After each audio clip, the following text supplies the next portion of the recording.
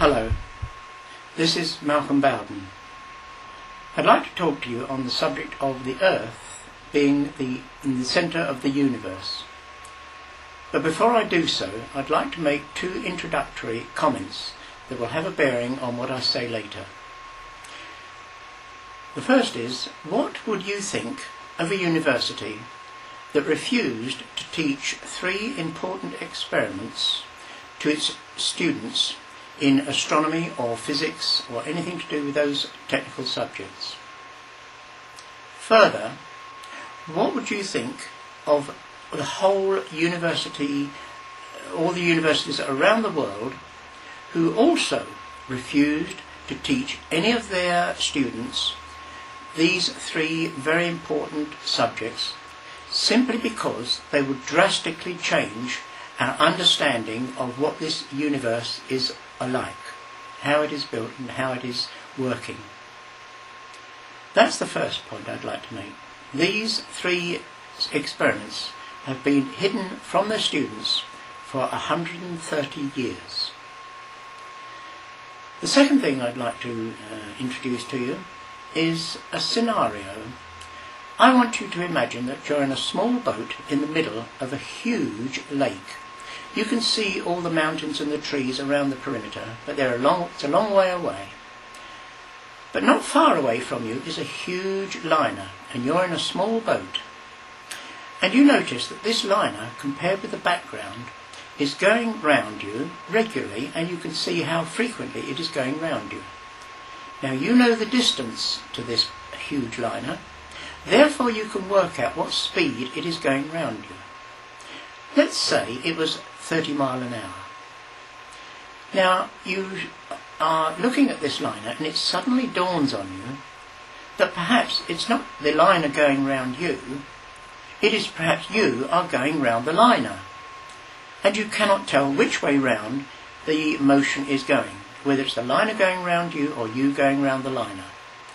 But there is one very simple thing that you can do, and that is, all you have to do is to put your hand in the water. If you feel the water rushing past you, and you can see that it is about 30 miles an hour, then it's pretty certain that the liner is stationary and you are going round the liner. But what happens if you put your hand in the water and find that you are stationary, you are not going through the water? This would surely indicate that it is the liner that is going round you. Now that's a little scenario I'd like you to remember when we are developing this subject a little further. There were 4 very important experiments carried out in connection with our movement in the sun and the stars. One of them is very well known. The other, as I say, have been carefully hidden away. The one that is really well known is the Michelson-Morley experiment, which was carried out in Michelson and Morley set up an experiment with 2 long tubes at right angles to each other, and they passed light backwards and forwards in these 2 tubes, one at right angles to their direction and one in the line of the direction of their movement around the sun. They carried out this experiment over many months, making hundreds of recordings, and to their astonishment they found that they were not going round the sun at all. We were in fact pretty well stationary, it seemed. We were expecting to measure a speed of about 30 kilometres per second, and the highest measurements they got were around about 10 kilometres per second, down to something like 1 or 2 kilometres per second. Nothing like the 30 kilometres per second that they were expecting.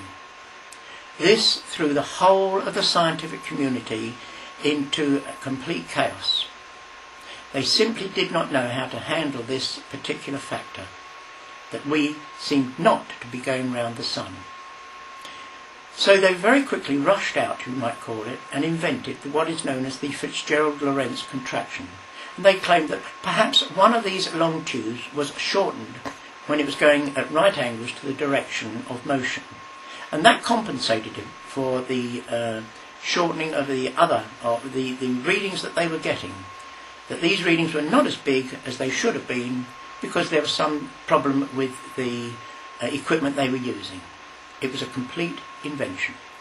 A few years later, Einstein produced his theory of relativity, and where we could measure the speed of the Earth going through the atmosphere, through the ether, then he just simply got rid of the problem by abolishing the ether. Now that is the only one of the 4 experiments that indicate that we are not going round the sun, but the sun, the moon and the stars are in fact rotating round us. Let me look at the other 3 experiments.